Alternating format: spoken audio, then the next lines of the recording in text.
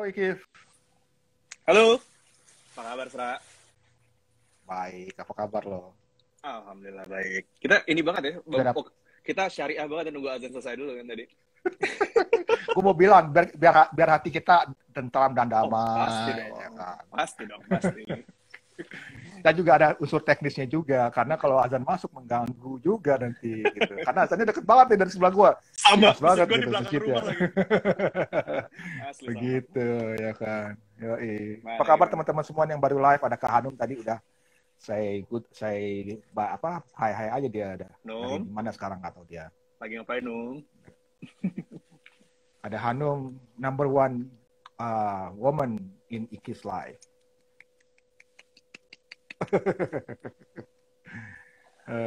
Selamat ya, Kif, atas rilis album perdana lo nih, album solo perdana. Thank you banget, thank you banget. Alhamdulillah kemarin akhirnya bisa rilis setelah ketunda setahun kan. Itu gokil sih, lama banget. Setahun dan 1 minggu kalau salah ya. Lo Kurang lebih. bukannya mau rilis tanggal 5 Oktober pas lo ulang tahun. Benar, benar. Jadi sebenarnya originally baik tahun lalu maupun tahun ini gue tuh emang pengen rilis tuh 5 Oktober. Pas banget di hari itu. Cuman sayangnya karena gue kena COVID kemarin di Agustus dan recovery-nya ternyata cukup lama, jadi harus gue tunda sih. Karena itu baiknya dalam keadaan yang... Karena dari awal gue udah komitmen untuk gue akan rilis, gue akan ngebikin, gue akan melakukan apapun dalam project ini dalam keadaan super nyaman. Jadi ternyata super nyaman gue harus ditunda seminggu dari jadwal awal gitu. Jadwal awal. Tapi tetap apa ya, umur baru itu beda ya. Di Banget. umur 30-an awal. Dua-dua deh kayaknya, Cing. Gak Ah, mungkin. 22 kurang 10 ya maksudnya. Berhenti berapa kali tuh di dua-dua, gue gak tahu. Ngomong soal umur, apa?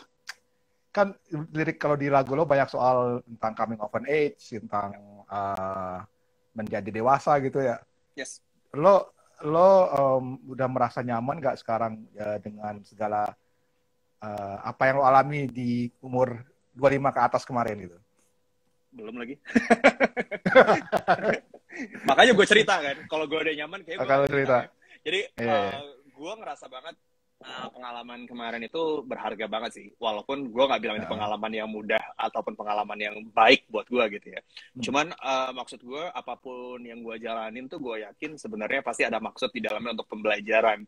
Makanya gue salah satu alasan kenapa gue nulis lagu-lagu ini seperti ini juga buat gue pribadi untuk membantu gue juga melift up perasaan gue di saat jatuh atau untuk mudah-mudahan itu diri gue sendiri sih terutama itu ya. Cuman gue berharap orang lain mungkin untuk orang-orang yang punya cerita yang bisa relate dengan kejadian gue bisa merasa kayak tenang aja lo nggak sendirian kok kalau itu ternyata terjadi sama banyak orang khususnya gue gitu. Jadi di sini gue pengen banyak sharing, gue pengen banyak bagi cerita. Jadi gue nggak ada yang mau gue tutupin, gue akan buka cerita gue. Mudah-mudahan itu bisa membantu orang lain juga selain membantu gue pribadi gitu. Iya. Kalau udah kan lo buat menceritakan kisah lo nulis, lo buat lagu, kompos, lo rilis. Kira-kira seberapa banyak beban yang ada di pundak lo udah hilang nih kalau sekarang? Jujur 75% ada kayaknya. Walaupun gue sebenarnya udah pernah rilis juga sebelumnya ya, walaupun tapi sama band gue, tapi itu pun rasanya beda gitu. Kalau ini project sendiri, yang gue literally mulai dari nol, gue ngerjain A sampai Z tuh jadinya kayak apa ya? Wah, perasaan gue agak bingung ya ngejelasinnya gimana, cuman kayak benar-benar lega banget pas itu rilis gitu. Alhamdulillah sih. Jadi ya itu beneran membantu kan jadinya sama urusan gue gitu. Iya. Lo benar-benar ngerjain sendiri semua ya, maksudnya secara instrumentasi juga hampir semua lo kerjain gitu ya. Yes, ini betul. Kayak mengikuti Faris RM mungkin. Gue rencananya emang manggungnya pakai gitar gitu sih, jadi keyboardnya gitu. Asik ya. Soalnya di drum ya udah pasti lo sebagai seorang pemain drum, terus main keyboard juga lo diisi juga sendiri. Bass, gitar juga ya, sama vokal lah ya, sama keyboard. Apalagi instrumen lain apalagi yang lo isi sendiri? Most likely itu sih. Cuman Itu ya. gue juga lagi-lagi gue bilang, gue mengingatkan kalau gue I'm not mastery of all these things gitu. Cuman maksud gue kebetulan gue bisa sebagian instrumen tersebut. Jadi gue meramu sebuah materi di mana gue merasa nyaman untuk di kadar gue gitu. Jadi semuanya bisa terbentuk jadi sebuah lagu lah, setidaknya itu. Oke. Kenapa lo menempuh jalur ini? Maksud gue, lo kan udah mulai berarti album ini sebelum masa pandemi kan? Betul. Lo mulai prosesnya. Kenapa lo memilih jalur ini? Maksudnya semua lo isi sendiri. Kenapa lo nggak meminta pertolongan orang lain atau teman lo gitu? Oke. Jadi pembelajaran pertamanya sebenarnya ketika gue di Stereo Case di tahun 2014, ketika gue mau rencana bikin album kedua kita, waktu itu kebetulan kan gitaris gue sempat mendadak pindah ke Inggris kan. Di situ tiba-tiba personil yang isi cuma 3, drummer, gitaris, dan vokalis, gitarisnya pergi. Jadi otomatis cuma drummer dan vokalis, which is tuh nggak ada instrumennya gitu. Nah dari situ gue akhirnya membiasakan diri untuk mencoba tidak ketergantungan sama orang lain. Gue ngetes karena basically kayak tadi gue bilang, gue bisa sedikit-sedikit main semua alat. Jadi kayak coba deh trial and error di Stereo Case gitu, bisa nggak terjadi. Dan ternyata ada pengalaman baru di situ yang bikin ada excitement tersendiri gitu. Ternyata ketika gue bisa ngerekam semuanya di lagu yang gue percaya, lagu yang paling gue nyaman, lagu yang paling gue suka versi gue, di situ tuh ada perasaan berbeda yang bikin gue jadi lebih hidup gitu. Akhirnya gue mencoba untuk kayak format ini yang emang gue inginkan, karena emang gue ingin merasakan excitement itu gitu kan. Makanya dimulai basicnya ya udah gue coba aja semuanya sendiri dulu gitu. Walaupun pada akhirnya ternyata gue tetap butuh beberapa bantuan teman-teman yang ngasih flavor gitu di lagu-lagu gue. Itu sih. Ya, ya. Berarti kalau studio lo sendiri, yang di studio rumah ini, yang di kamar lo, udah sejak kapan lo buat? Jadi kalau sejujurnya sebenarnya studio yang di kamar ini lebih kayak cuma buat buat bikin demo gitu-gitu aja sih. Mungkin kalau buat kemarin sempat ngeliatin juga sedikit, ini ada satu area di kamar yang kayak gue bikin settingannya untuk bisa bikin kalau gue ada ide, yang penting gue nggak harus ke studio, hidupin studio apa segala macam, yang akhirnya keburu males gitu. Karena dalam kondisi kayak gini, gue pengen banget meng-capture apa yang bisa gue capture pada saat itu, perasaan-perasaan itu. Jadi semuanya dalam keadaan standby aja. Jadi kalau gue lagi malas ke studio, gue langsung bikin aja dulu di sini. Dan ada beberapa lagu yang terbuat dengan cara seperti itu, sisanya tinggal gue lanjutin di studio gitu sih. Jadi gue bisa merasakan kenyamanannya tadi gitu. Iya, selain soal kenyamanan juga penting banget tuh menangkap magic momennya itu. Apa sih, saat lo dapet ide itu, aja gue harus dapet nangkepin ide itu, dan juga mood lo lagi enak kan gitu. Benar. Dan percaya atau enggak, kadang-kadang dengan sesimpel tiba-tiba gue pindah ke studio, masang-masang lagi, ngidupin apa segala macam tuh kadang-kadang sedikit membunuh semangat gitu ketika lo lagi yang on fire banget gitu. Jadi kadang-kadang bikin udah ke distract ini itu apa segala macam. Nah makanya gue mau mempermudah proses itu, karena waktu itu gue emang lagi aktif buat lagu, jadi semuanya gue setting aja dulu dari awal supaya gue nggak jadi ribet gitu maksudnya. Oke. Si album apa judulnya? Number One ya? Number One, sebenarnya Number One. Okay.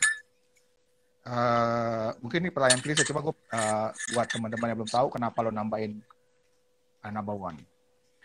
Jadi Number One itu juga bukan sesuatu yang kepedean ya, gue ngerasa album adalah nomor 1 bukan itu sih artinya. Jadi artinya sebenarnya sedikit lebih dalam. Kayak tadi gue bilang, album ini tuh sebenarnya personal banget buat gue, maknanya gitu. Jadi karena kondisi gue di mana tadi ya, di album ini tuh gue lagi banyak proses-proses mengalami pembelajaran hidup, masa-masa insecure, masa-masa down, masa-masa yang masih goyah-goyah gitu.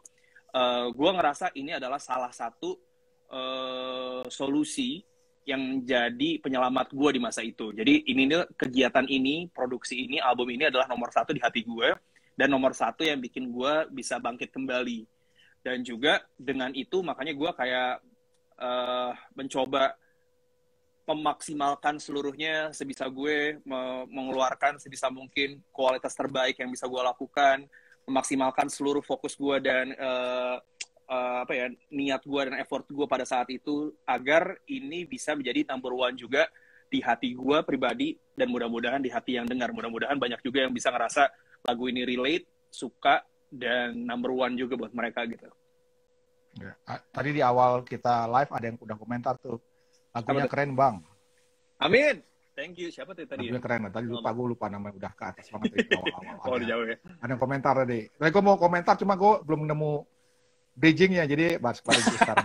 Gue ngesot. Gue deg-degan nih ditonton sama Hanum nih. Gue kayak merasa ditelanjangi sama Hanum.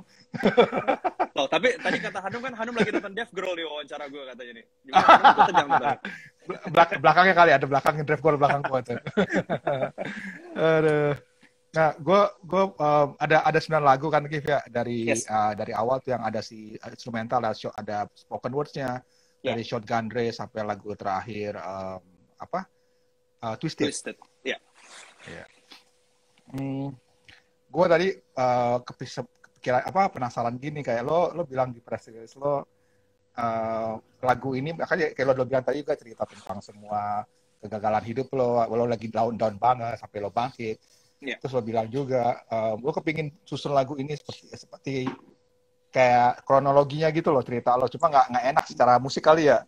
Tapi misalnya lo buat secara kronologi dari lo down banget sampai lo bangkit, tracknya akan jadi bagaimana, Kif?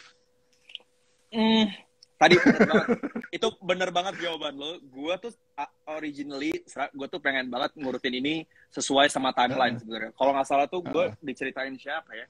Ada salah satu sahabat gue sempat bilang, kalau nggak salah tuh Björk ngelakuin hal yang sama. Ini mungkin gue takut salah sih, cuman kalau nggak salah Björk dalam satu albumnya sempat cerita kayak pengalaman dia tentang patah hati or something gitu yang diurutin kejadiannya sesuai dengan urutan lagu gitu.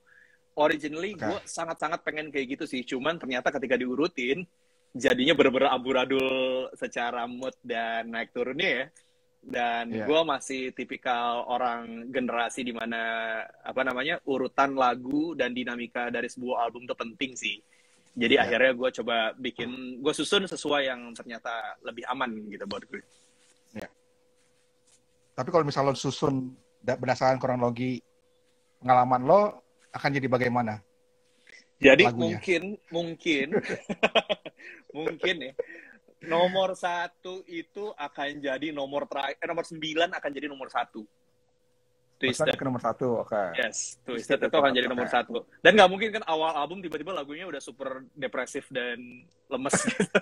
Padahal sebenarnya itu salah satu lagu favorit gue di album sebenarnya.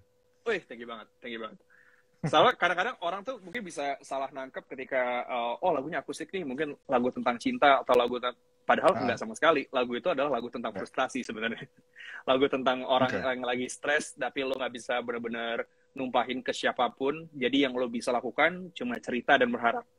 Cuma itu doang. Jadi ketika lagu itu diputar tuh sebenarnya lagu agak-agak sedikit depresif.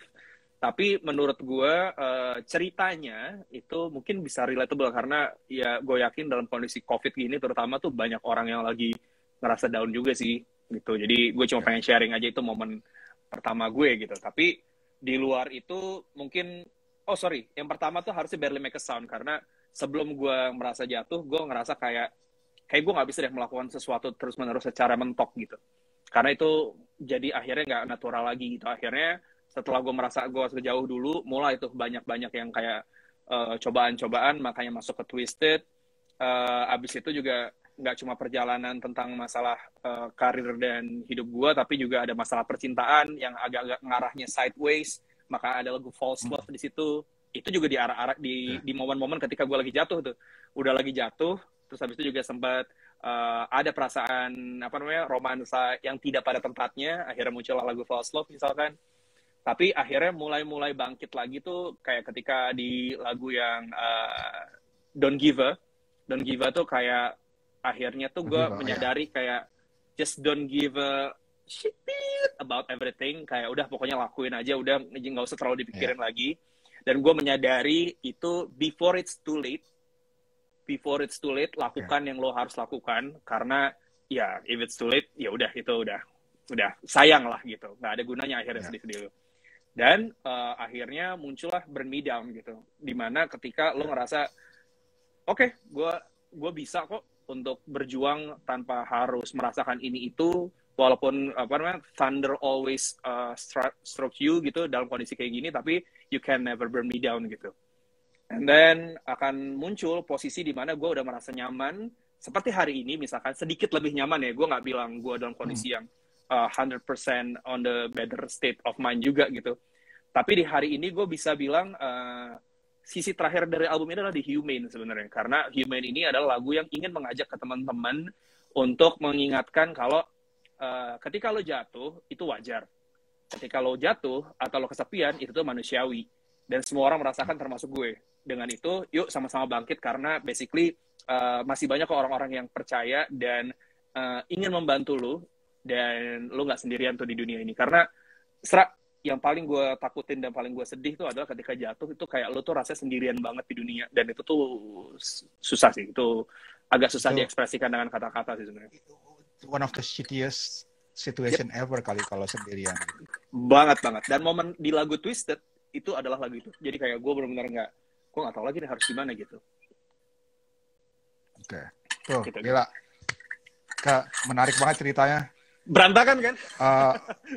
Maksud gue membayangkan nih kalau lo membayangkan gue menarik nih kalau lo ceritain ini ke depan orang gitu kayak di lingkungan yang mendukung, terus saling share gitu. Itu kayak menarik banget ya Kif ya?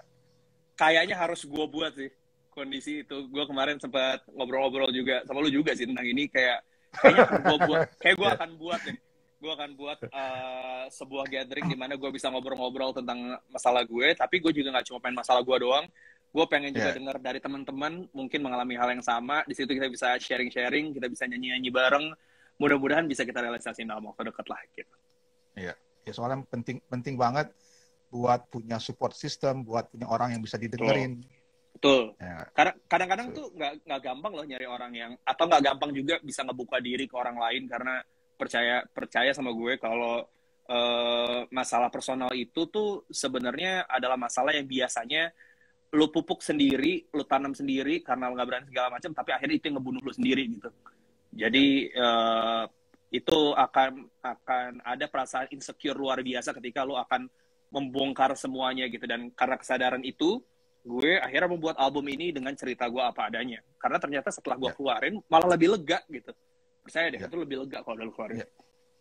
Ya soalnya kita manusia tuh gue merasa kayak kita ya banyak orang gitu lah, gue juga kayak mau kata lo bilang tadi memupuk persoalan karena emang mungkin kita mikir nggak ada temen, ada orang mau dengerin atau mungkin juga karena rasa malu gitu. Kayak kita merasa ditelanjangi kalau kita cerita gitu, tapi enggak juga sebenarnya karena ya kayak kalau bilang di lagu-lagu lo, di press release lo juga ya manusia tuh wajar mengalami apa sih ya, kecewaan gitu kan, semuanya itulah gitu. Gila, ini ngomongan dalam banget nih, ini bukan showcase dari dulu mainnya. Tapi gue ingetin ya, di sini gue bukan seorang profesional yang berhak untuk mengomentari atau untuk mengajari siapapun. Gue cuma mau sharing aja karena kayak tadi gue bilang, sharing ini penting juga buat gue pribadi untuk melihat apapun yang gue rasakan. Mungkin teman-teman gue, dan juga untuk mengajak teman-teman untuk bisa lebih menyadari pentingnya mental health, di mana ketika lo merasakan butuh bantuan, ketika lo terlalu terkungkung dengan pikiran lo sendiri, mungkin ada baiknya mencari cara untuk menemukan solusi tersebut. Apakah dengan cara kreatif tadi, ataukah dengan bertemu ke pihak yang lebih profesional, karena percaya sama gue itu penting banget gitu. Gitu sih. Okay. Ya.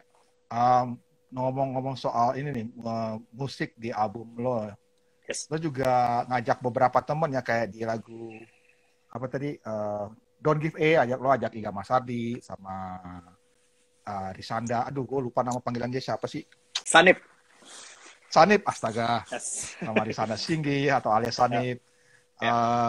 Lo juga ada Shotgun Day, lagu gue mention di awal ya, lagu dia pertama itu Before It's Too Late. Ada siapa lagi? Ada Nino Mora ya, sorry. Betul, ada Nino Mora. Kalau Nino Mora ini termasuk di awal-awal proses gue pembuatan album, gue sempat minta tolong dia untuk bikin satu lirik. Jadi gini, gue cukup deket sama Nino Mora karena gue sempat bantu proyeknya dia juga. Ketika gue masih main drum waktu itu, gue sempat manggung berkali-kali sama dia juga. Akhirnya kita sempat ngobrol banyak tentang perjalanan hidup dan lain-lain. Sampai akhirnya gue sempat mikir, kalau suatu saat gue bikin suatu proyek, gue pengen banget salah satunya lu bikin liriknya. Karena gue tahu dia punya kemampuan yang luar biasa dalam menulis dan menyampaikan sesuatu dengan cara yang sangat manis dan cantik gitu. Jadi gue akhirnya terciptalah suatu lagu berjudul Barely Make a Sound. Itu adalah hasil dari curhatan gue sama Ratih waktu itu dengan Nino Mora. Akhirnya tercipta sebuah lirik di mana menceritakan tentang ketika lo melakukan sesuatu tapi mentok, ada baiknya lo take a step back sedikit. Mundur aja dulu sedikit. Mungkin dengan lo mundur sedikit, lo bisa melihat sesuatu dari helicopter view dan lo akan mendapatkan better perspective gitu terhadap melihat sesuatu gitu. Ya, itu tadi penjelasan lo menjawab pertanyaan gue tadi. Gue mau nanya soal ini lirik tadi yang gue suka banget, lirik si Barely Make a Move, Barely Make a Sound. The only way to move is to take a step back. Yes, betul. Oh, iya. Okay. Karena benar sih, karena menurut gue ngerasanya nggak tahu ya, ini untuk orang kayak gue mungkin ada yang ngerasa gini, ada yang enggak. Selalu ada rasa penasaran ketika lo merasa gagal, dan ketika lo merasa gagal itu bawaannya kayak maksain ini kayak bisa nih. Padahal ada momennya lo cuma harus stop dulu dan mundur aja dulu dikit gitu. Jangan-jangan itu solusinya gitu. Oke. Lo juga ngajak, kalau itu cerita kan ke Rati, lo curhat ke dia soal masalah lo, terus dia buat lirik untuk lo. Nah, untuk yang dua orang lagi tulis lirik lain kayak ada Reza Sinulinga sama Mia Santosa, itu prosesnya sama juga nggak? Jadi kalau proses yang paling beda sebenarnya adalah Mia Santosa, karena basically dia udah coba bikin lirik dalam satu lagu gue yang way before gue bahkan kepikiran untuk bikin album ini gitu. Beberapa waktu lalu di tahun 2014 gue sempet diajak temen gue, sahabat gue, untuk bikin salah satu project dia, kayak semacam scoring dari project brand yang dia lakukan gitu. Dan dia berharap gue bikin kayak potongan lagu cuma 30-60 detik doang gitu. Dan gue bikin lagu yang gue bikin, terus waktu itu gue bahkan belum terbiasa untuk menulis. Jadi gue emang ngajak Mia untuk tolong deh bantu bikin liriknya gitu. Dan tapi gue juga cerita sebenarnya kalau dari lagu ini gue kebayangnya ada sebuah cerita gini dari pengalaman gue gitu. Nah, akhirnya Mia menuliskan itu di tahun 2014, dan lagu itu secara tidak disangka akhirnya masuk juga ke album di tahun 2021 ini yang judulnya Falling gitu. Oh, oke. Okay. Dan lagu kedua yang gue bikin setelah Falling adalah Burn Me Down. Jadi memang walaupun jaraknya masih 3 tahun setelahnya, tapi gue juga waktu itu lagi diskusi, lagi curhat juga sama teman gue namanya Reza Sinulinga. Dia adalah seorang copywriter kebetulan, tapi gue sahabatan sama dia dari S1 waktu dulu. Dan gue tahu dia juga sangat pintar nulis, dan kita punya beberapa kesamaan dari reference musik ya. Kayak kita sama-sama suka Arctic Monkeys, kita sama-sama suka Nine Inch Nails, kita sama-sama suka Perfect Circle dan lain-lain. Jadi kayaknya dia bisa nih ngebantu gue untuk ngungkapin apa yang gue maksud dari cerita gue gitu. Dan ini adalah lagu kedua yang gue bikin, dan akhirnya gue liriknya gue sempat kayak ngajak dia untuk kerjasama gitu. Oke, jadi ada Rati Surya Hatami, apa gue lupa nama Surya Hutami. Surya Hutami, ada Reza Sinulinga, ada Mia Santosa ya yang bantuin di lirik. Gue ngomong-ngomong soal lirik, gue suka liriknya Tonight, karena itu kayak apa sih, manis dan romansa aja gitu, walaupun itu in the past gitu loh. Iya. Gitu. Sebenarnya kalau Mia Santosa ya. Kalau The Night itu sebenarnya adalah satu-satunya lagu di album yang bukan cerita tentang gue.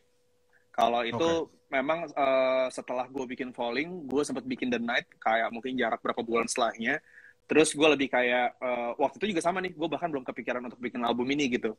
Jadi di situ gue cuma kepikiran kayak gue pengen ada lagu yang nuansanya tentang mesmerize terhadap apa yang lo alami malam ketika lo bertemu dengan your significant others gitu. Abis itu Mia mengcapture itu dengan sebuah cerita dia sih, her own story ya, dan akhirnya terciptalah lagu The Night gitu.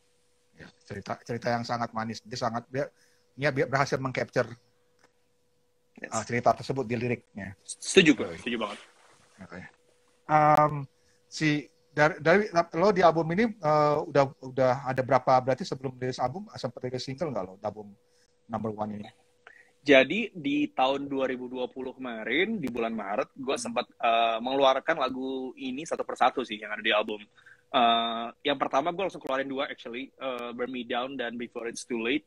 Kenapa gue keluarin 2? Karena gue mau Before It's Too Late itu sebagai jembatan, dan ada story di situ. karena judul juga Before It's Too Late, gue pengen ceritain sebelum terlambat kenapa sih gue melakukan project ini. Dan itu gue gambarkan gak cuma dari lagu, tapi ada videonya juga. Gue bikin short film yang ada di YouTube, bisa disaksikan, Before It's Too Late Ikif. Di situ gue dibantu sama Rico Sandi untuk pembuatan videonya, dan di situ gue ngasih tahu apa sih yang terjadi sama gue sebenarnya selama 3 tahun terakhir sampai akhirnya gue bikin ini gitu. Dan single yang gue rilis waktu itu adalah Burn Me Down, karena emang nyambung anyway gitu. Cuman sayangnya di tahun 2020 ketika gue rilis langsung lockdown. Jadi gue akhirnya nggak sempat bisa bikin video klipnya. Itu salah satu yang paling gue sayangin sih sejujurnya. Mudah-mudahan mungkin nggak tahu ada lain kesempatan tiba-tiba gue bisa bikin video klipnya. Single terakhir yang lo rilis apa? Humane masalahnya. Humane, betul. Tadi ada dari penerka Jakarta bilang dia suka lagunya Humane, keren banget katanya. Thank you, penerka Jakarta. Ini fansnya Efek Rumah Kaca nih, penerka. Oh, gila. Gue juga fans Efek Rumah Kaca loh, jangan-jangan gue penerka Jakarta juga nih. bisa silakan gabung, silakan hubungi penerka Jakarta untuk bergabung. Mungkin Kif, sebelum kita ngobrol lebih banyak, bawa lagu itu dulu kali ya, Kif, soalnya ini nama acara kan showcase dari rumah. Oke. Bukan psikologi dari rumah, bukan canda. Tiba-tiba jadi kayak acara psikologi ya, dalam-dalam gitu. Enggak. Soalnya karena emang itu single yang lo kirim terakhir, dan tadi juga ada yang komentar lagu keren. Yes. Jadi kita sebelum ngobrol lebih lanjut bisa dengar lagu itu dulu ya kali ya. Boleh banget. Jadi lo jadi pakai ini nggak? Oh ya. Tadi gue lepas dulu ya. Ya. Lo udah bisa dengar suara gue? Dengar. Aman ya? Aman. Alright. Jadi gue matiin mic dulu ya. Kenapa sorry? Sorry. Gue bilang gue matiin mic pas lo nyanyi nanti. Siap. Jadi Humane adalah single terbaru dari gue, di mana singlenya menemani album gue number 1 untuk rilis. Dan mudah-mudahan lagu ini pun akan ada video klipnya. Mudah-mudahan tidak terlalu lama dari sekarang. Dan gue akan men-showcasekan lagu ini. Mudah-mudahan gue bisa men-showcasekan lagu ini dengan format full ya. Kali ini kita akustik dulu. Alright. Okay. Sounds like this. Sika. When it's time but to give up, won't you feel what stop spinning around? And it's fine, cause they're like that too. When you can get what you want, and you feel everything's against you, and it's fine, cause they're like that too. Don't waste your time thinking it will be hard breathing, cause it will come to you. Yes, it will come to you. Gotta sweat and try to make it for you, cause the world won't give it to you. No one care unless it meant to you. Gotta sweat and try to make it for you, cause the world won't give it to you. No one care unless it meant to you. When you feel like you're alone, never feel like you're at home, and it's fine, we'll be there for you.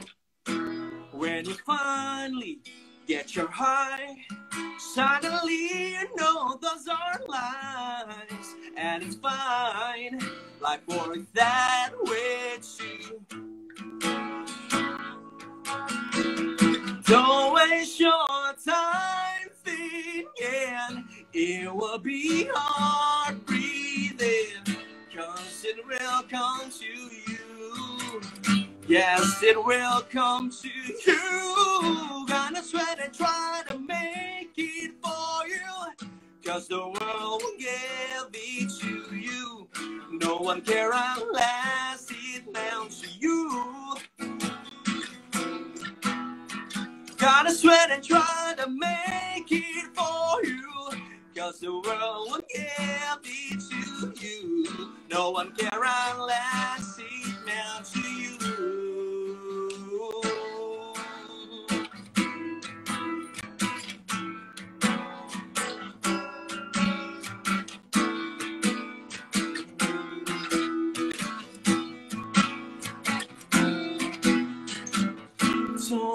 waste your time thinking it would be hard breathing, 'cause it will come to you. Yes, it will come to you. Don't waste your time thinking it will be hard breathing, 'cause it will come to you.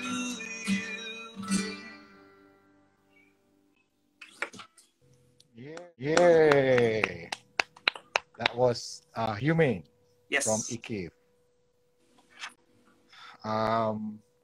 Kalau tadi gue sambil baca lirik tadi pas lo nyanyi di referennya, gotta sweat and try to make it for you, because the world won't just give it to you, no one cares unless it meant to you. For you ini siapa nih, lo sendiri? Sorry, gue nggak bisa dengar suara lo, gimana, Sir? Oke. Nggak, tadi gue bilang gue sambil pas lo nyanyi tadi gue sambil baca liriknya. Yes. Kan ada di refnya itu lo tulis gotta sweat and try to make it for you. For you ini siapa nih, lo sendiri? Di sini gue sebenarnya lebih menceritakan kayak ngajak orang-orang sih. Jadi kayak ini tuh lebih ke ini untuk lo semua, untuk ngingetin kayak kalau lo mau berjuang untuk hidup lo dan lain-lain tuh sebenarnya start itu dari lo gitu. Karena basically dunia ini nggak segampang itu untuk cuma ngasih semuanya ke lo, semua harus dari effort lo sendiri. Tapi di bagian-bagian lain, karena sebenarnya yang tahu masalah lo dan yang peduli banget supaya ini bisa terjadi, sebenarnya itu adalah lo gitu. Jadi kalau emang lo mau menyelesaikan masalah lo, harus dari lo yang berani untuk membuka diri ke orang lain. Harus dari lo yang berani untuk mencoba mencari solusi dari semua itu. Jadi di sini gue cuma ngasih tahu kalau sebenarnya banyak yang bisa membantu lo, tapi it has to start from you gitu. Gitu. Okay. Lo maksudnya start from you maksudnya membuka diri gitu. Yes, membuka diri dan membuka usaha itu agar solusi lo bisa terselesaikan gitu. Karena lagi-lagi lo nggak bisa berharap kayak lo diem aja sampai suatu saat tiba-tiba keajaiban bisa ngedatangin lo set gitu doang tanpa usaha apapun gitu. Di sini juga salah satunya sebenarnya message-nya pengen ngasih tahu kalau you just have to try hard aja sih. Karena dengan begitu dan dengan tidak menyerah. Ini lagi-lagi gue selalu mengutip omongan abang gue dalam kondisi kayak gini. Dia sering bilang kayak lo harus bekerja keras dan pantang menyerah sih supaya nyampe tuh visi yang menurut lo nggak mungkin itu gitu. Jadi ketika lo down, ketika lo dalam kondisi membutuhkan sesuatu, it harus dimulai dari lo sendiri gitu. Oke. Abang lo apa kabar? Ngomong. Dia sehat alhamdulillah, dan dia juga saat ini lagi sibuk kerja hari-harinya. Tapi di luar itu dari kemarin kita lagi ngumpul-ngumpul lagi sih sama teman-teman Stereo Case, karena kayak for the sake of ngumpul yuk gitu. Kangen aja gitu kayak main-main bareng lagi gitu. Dukungan apa aja yang abang lo berikan buat album ini, Kif? Susah sih, banyak banget sih. Maksud gue lagi-lagi gue bisa cerita kalau semua ini bukan dimulai dari sesuatu kondisi gue juga lagi baik dan lain-lain ya. Jadi basically memang ini adalah salah satu cara untuk menyelamatkan diri gue sendiri gitu. Tapi dengan itu abang gue banyak banget ngasih masukan, ngasih support, di mana kayak yuk udah lakuin kalau emang itu bisa ngebantu lo untuk ini apa segala macam. Dia juga ngasih banyak masukan terkait teknis, karena basically kan dia yang vokalis ya. Kalau gue sebelumnya drummer, jadi dia juga ngasih beberapa teknis vokal dan lain-lain. Jadi banyak sih, nggak rata-rata ya supportnya nggak cuma tentang masalah mental doang gitu, tapi teknis juga ada. Gitu sih.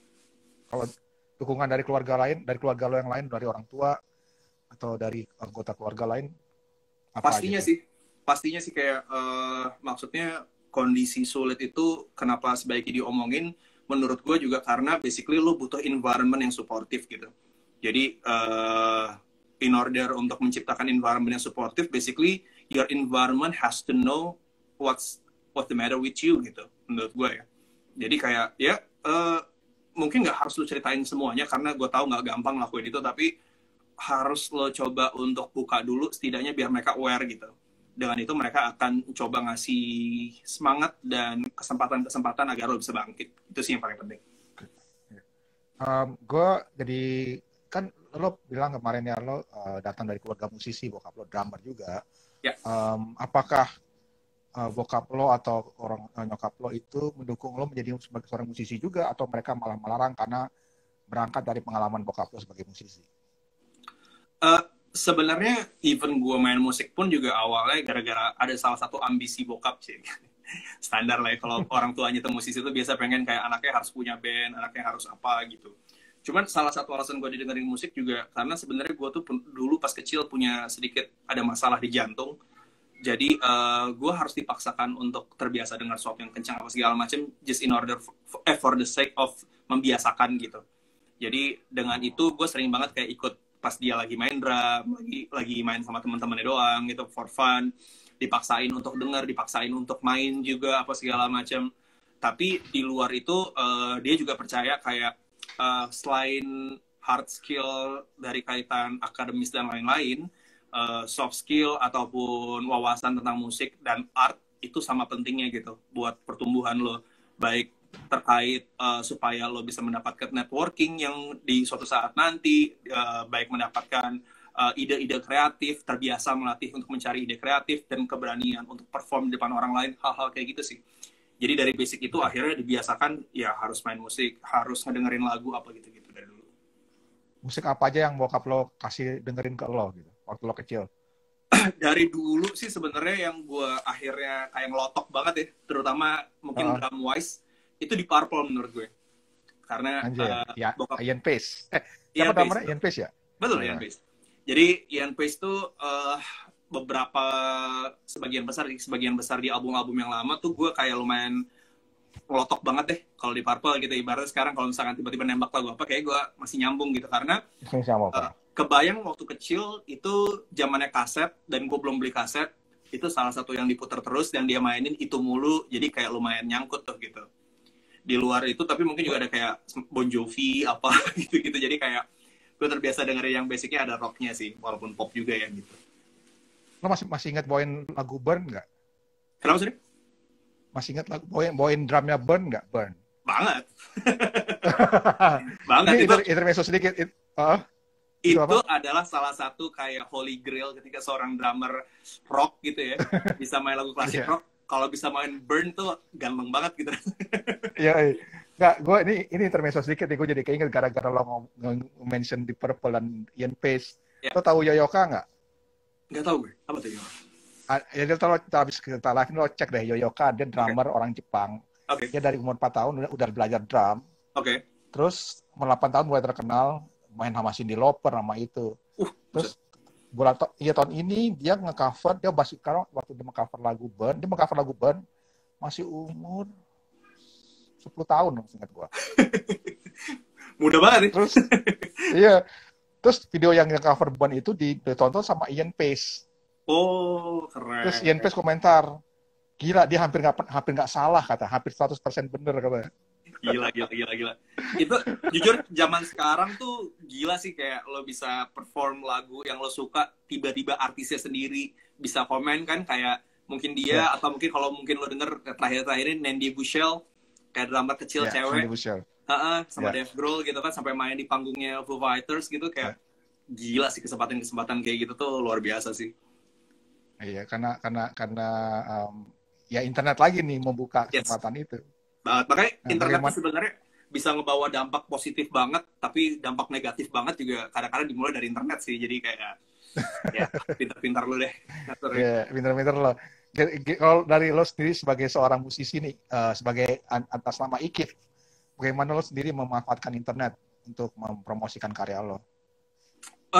Untuk case gua, terutama juga mungkin gue masih, mungkin gue kalau main musik gue bukan nggak baru ya, udah cukup lama, tapi kalau main musik sebagai IKIF nih bisa dihitung masih baby banget nih, masih baru lahir banget. Di situ memang nggak ada jalan lain satu-satunya selain sosial media yang bisa bikin lo kayak muncul di permukaan gitu, kayak di situ media lo untuk berbicara sama orang lain, di situ media lo untuk menampilkan apa yang lo buat dan lain-lain gitu. Jadi segimana pun caranya ya gue coba memaksimalkan sosial media sebisa gue, dan mudah-mudahan pelan-pelan bisa meningkatkan apa yang gue harapkan dari situlah gitu. Jadi ya mungkin nomor satu pasti sosial media dulu ya yang harus gue lakukan gitu. Apakah lo udah mulai merasa nyaman untuk ngobrol di media sosial? Kan lo waktu kita ketemu beberapa hari yang lalu lo bisa bilang kan, gue sebenarnya nggak nyaman nih, nggak bisa kayak misalnya Hanum kayak dia bisa tiba-tiba, wah gue pengen live gitu, lo nggak bisa, lo harus berkonsep gitu. Ya, percaya atau enggak, gue nggak nyalahin juga caranya Hanum yang begitu ya, karena basically tuh emang pembawaan dia kan kayak gitu, dan sering banget you have no idea, kayak kita lagi bareng nih, kita cuma lagi ngedate biasa aja, segala macem, tiba-tiba lagi gitaran, terus tiba-tiba live gitu, kayak apaan nih, main live aja gitu. Kayak untuk orang kayak gue nggak segampang itu sih somehow gitu ya, karena gue juga punya insecure gue sendiri yang gue akuin, nggak masalah juga gitu. Tapi ya nggak apa-apa, itu kan cara orang berbeda-beda gitu. Dan gue ngerasa kayak dengan melatih biasain ngobrol ke sosial media apa segala macam, ternyata juga membuka hal baru sih. Kayak kemarin gue literally baru IG live sendirian nih, tanpa, kalau lu kan gue ngobrol nih sama lu nih. Iya. Itu buat gue rasanya kayak what gitu. Cuma harus dilakukan sih. Iya, soalnya kalau kita berdua nih masih ada yang nanya ke lo kan, kita masih interaksi nih. Kalau sendiri kok tiba-tiba blank, anjir gue mau apa ya? Gue mau apa lagi nih gitu. Kalau orang Indo, ada kalanya kayak 10 menit pertama tiba-tiba perasaan gue udah ngomong semua dari 10 menit pertama, sisa 50 gimana nih? Anjir. Iya, gue kadang misalnya kayak host acara, terus misalnya acara open mic gitu, nggak ada yang mau ikutan, misalnya awal-awal, terus ya gue kira ya udah ngecap aja, ya promoin aja tentang kios gitu, ngeliatin ruangannya gimana. Tapi lo pasti masih ingat kan rasa-rasa pertama kali lo kayak maksain diri lo untuk kebiasain ngomong kayak gitu kan, bukan sesuatu yang gampang ya sih? Iya sih? Wah, susah banget. Lo karena lo harus punya harus punya konsentrasi tinggi, lo harus mendengarkan. Sama mendengarkan lo harus mikir, gue mau nanya apa lagi.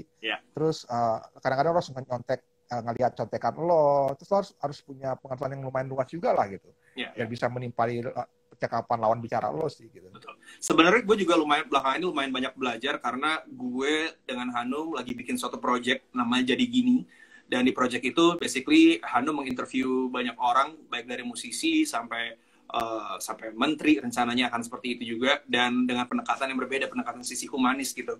Tapi di sini justru gue sebagai executive producer malah jadi banyak nonton dan banyak belajar gimana caranya mencoba mendengarkan orang lain gitu. Karena kadang-kadang nggak cuma dalam hidup ya, even dalam event atau apapun, kadang-kadang kita terlalu sering kayak pengen nunjukin kitanya gitu. Padahal ada kalanya saat yang baik untuk kita mendengar. Dan itu yang gue banyak banget belajar dari Hanum, dan untuk mencoba diterapkan ke diri gue sendiri sih. Dengerin dulu gitu, baru lo sampein apa yang lo maksud gitu. Ya. Itu jadi kalau berapa hari yang lalu gue ketemu Endah dari Endah Resa, Endah bilang salah satu orang yang dia bilang ke komentarnya adalah Resa itu orang yang paling bisa mendengarkan. Wah, berarti memang cocok mereka berdua. benar. Kalau saling menemukan. Udah hampir jam 8. Mungkin sebelum ngobrol lebih lanjut. Iya, kita nggak nyangka loh. Gue kan tiba-tiba, rencana gue kan tadi awal itu cuma 10 menit, kita ngobrol, lo buat satu lagu. Ternyata kelewatan jadi 20 menit. Gila, kelewatan 20 menit. Orang ini pada bosen kali denger kita cuap-cuap. Kita buat satu lagu tadi. Terus mungkin sekarang lagu kedua dulu, Kif, sebelum kita ngobrol-ngobrol lebih lanjut. Mau bawa lagu apa, Kif? Yang kedua, Kif? Oke, ini adalah lagu single pertama yang gue rilis, yang tadi gue sempat ceritain. Sayangnya belum ada video klipnya itu. Lagu ini judul Burn Me Down. Burn Me Down tuh kalau dari dinamika sebuah cerita perjalanan gue yang gue bilang tadi, ini adalah momen dimana lo kayak saatnya sedikit ke arah yang lebih positif dan mencoba melawan diri lo sendiri sebenarnya kalau tentang ini. Burn Me Down tuh kayak di sini gue cerita kayak thunder itu nggak selalu datang eksternal, tapi bisa dari internal juga gitu. Dan di sini ketika lo udah cukup menghadapi semuanya, lo udah merasa jenuh dan lo bisa merasa mulai pelan-pelan bangkit, di sini lo akan mencoba melawan itu gitu, kayak you can even burn me down gitu, karena gue akan lebih kuat dari itu gitu. Oke. Sounds like this. Alright, sounds like this.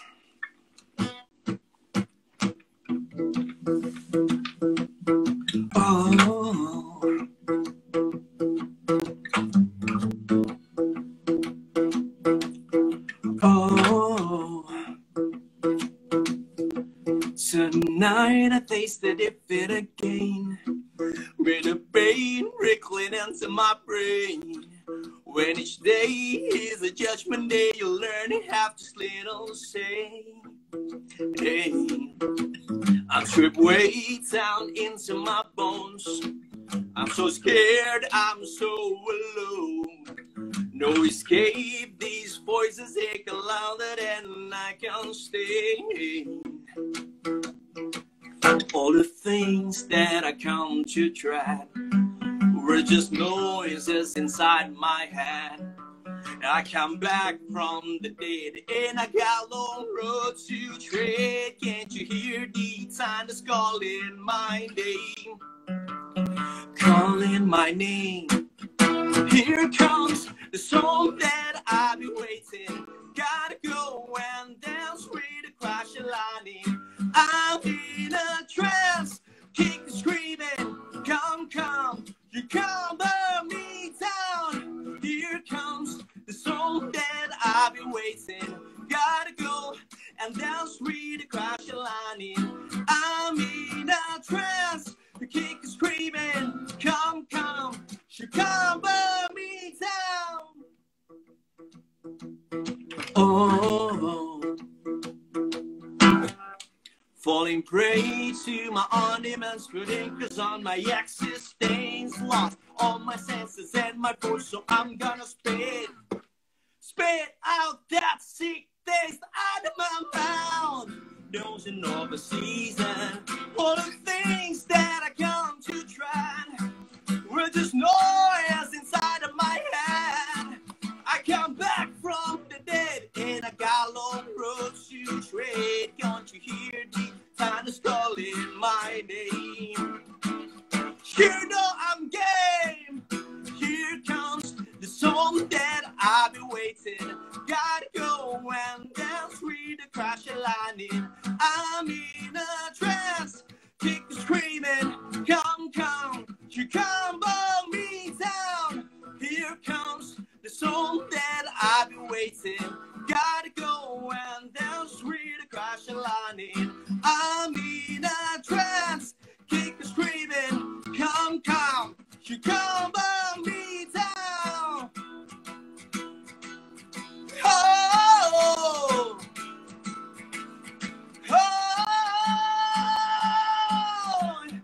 oh, you come burn me down.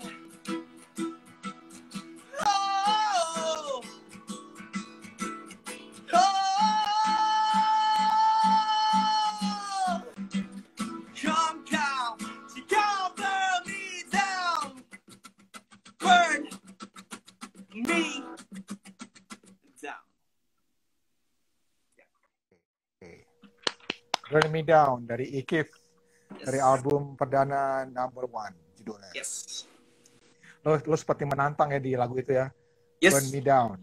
Di sini kayak gue pengen ini jadi lagu yang bisa jadi teman lo untuk kayak nemenin lo untuk yuk hajar semuanya gitu kalau Si Reza Sinulinga cukup bisa mewakili apa perasaan lo ya di Betul. ini. betul banget. Reza Sinulinga, seorang copywriter ya tadi lo bilang. Seorang copywriter. Nah, ini ngomong-ngomong, wah Hanum bilang tuh, can burn me down. Sama sebelumnya komentar, ya aus bang. Aus bener. Daripada seribet. Gue ngomong-ngomong soal lirik dan ini tadi, juga kreasi saya sih, atau memang mungkin jawabannya nggak penting kali, cuma kenapa lo membedakan Ikif, terus ketika dikredit, liriknya tulis atas nama asli lo, Rifki Fuad. Itu emang nggak emang ada halang lain atau memang ya nggak ada apa-apa juga sih sebenarnya? Sejujurnya sih ketika gue memulai project ini, gue akan mencoba terus untuk menggunakan nama Ikif sih harusnya ya. Cuman mungkin kredit yang lo maksud tuh kredit yang ada di Spotify or something kayaknya ya. Karena ketika gue menuliskan itu ternyata harus menggunakan nama asli katanya. For the sake of kayak teknis gitu, gue juga nggak terlalu paham sih. Jadi emang nama asli gue Rifki Fuad. Jadi di situ gue nulis Rifki Fuad apa adanya aja sih. Gitu. Oke. Gue pikir kok lo kepin mempresentasikan lo apa adanya aja gitu. Jadi lo tulisnya Rifki Fuad gitu. Bisa jadi, tapi sebenarnya gitu. Bukan sebagai persona lo sebagai Ikif gitu maksud gue. Sebagai seorang penyanyi gitu. Karena kalau buat gue sebenarnya doesn't matter sih kayak mau Rifki Fuad or Ikif, tapi mungkin memang karena itu namanya lagi sering gue pakai gitu, Ikif ketika gue bermain musik, jadi akan gue tulis Ikif dimanapun sih sebenarnya harusnya gitu. Oke.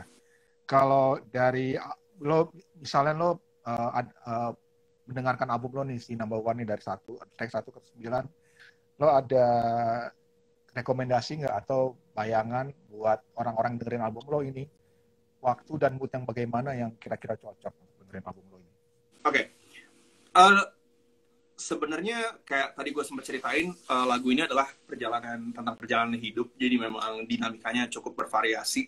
Kalau lo denger ada lagu yang super slow, super dark sebenarnya buat gue, yang misalkan judulnya kayak Twisted, tapi ada juga lagu yang menurut gue cukup powerful seperti Burn Me Down atau Don't Give Up. Di sini sebenarnya lo bisa ngepasin makna-makna cerita ini literal ketika lo membutuhkan itu sih. Jadi kalau gue mengibaratkan lagu-lagu ini tuh, gue berharap banget bisa jadi temen buat teman-teman yang dengerin. Jadi kayak misalkan, lagi-lagi, momen paling sulit ketika lo menghadapi suatu masalah adalah ketika lo sendirian. Jadi kadang-kadang lo butuh banyak support, apapun bentuknya itu. Nah, gue berharap mudah-mudahan bentuk support musik ini bisa ngebantu lo. Contoh, ketika lo ngerasa takut semuanya ini lewat, lo ngerasa kayak lo terlalu lama membuang hidup lo dan lain-lain, dengerin Before It's Too Late, karena even di lagu Before It's Too Late ada suara sirine di situ yang gue menggambarkan kayak it's like signal fire gitu ya, kayak nggak ada waktu lagi, segera lakuin sebelum semuanya terlambat gitu. Terus kayak tadi Burn Me Down, gue sempat ceritain kayak lo butuh semangat, lo butuh tenaga untuk meyakinkan kalau diri lo tuh benar, diri lo tuh bisa melawan semuanya, lawan. Dan di situ ada Burn Me Down yang nemenin lo. Ketika lo butuh kayak udah lo nggak usah pedulin lagi deh semua negativity yang ada di sekitar lo, then listen to Don't Give Up, karena you just have to don't give a fuck about everything. Gitu. Oke. Aku lupa mau nanya apa tadi jadinya. Sorry, misal tadi gue mau nanya ini sih sebenarnya, satu pertanyaan tersisa kali ya sebelum, karena udah hampir sejam kita. Okay. Dari semua lagu ini, 9 lagu ini, yang mana paling susah dibawain? Maksud gue bukan susah secara instrumentasi atau secara vokal, tapi secara emosi. Karena mungkin ketika mau lagu ini akan mengingatkan lo ke masa-masa kelam tersebut. Ada nggak sih?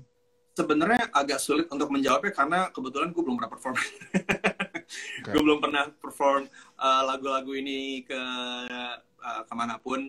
Walaupun mudah-mudahan dalam waktu dekat gue ada rencana untuk membuat suatu showcase di YouTube yang harusnya terjadi di bulan September lalu. Cuman sayangnya karena gue COVID akhirnya gue harus menunda rencana itu. Tapi mungkin dalam bayangan gue, yang paling sulit itu harusnya ketika membawakan lagu Twisted. Karena ketika gue sempat coba latihan beberapa kali sama tim gue, sama grup gue, itu kayak gue ngerasa, oh ternyata ketika gue mencoba meresapi lagu ini ketika bernyanyi, gue jadi ingat lagi masa-masa terendah gue gitu. Kadang-kadang itu bikin gue sedikit bergetar aja sih, karena ya kayak tadi gue bilang, itu bukan masa-masa yang mudah. Itu literally masa yang sulit gitu. Jadi ketika gue ingat-ingat, ketika gue membayangkan proses gue menulis lagu itu, akhirnya kembali lagi tuh muncul perasaan-perasaan yang waktu itu sempat gue rasain gitu. Jadi mungkin gue nggak bisa bilang ini yang paling sulit atau enggak ya, karena lagi-lagi tadi belum pernah dilakukan, tapi ketika gue latihan ini sih yang paling berasa sih, yang punya emosional tertinggi gitu ketika gue bawain. Oke. Kalau orang kepingin lihat lirik lagu lo tuh, ada nggak sih di Spotify atau lihat bisa di mana gitu?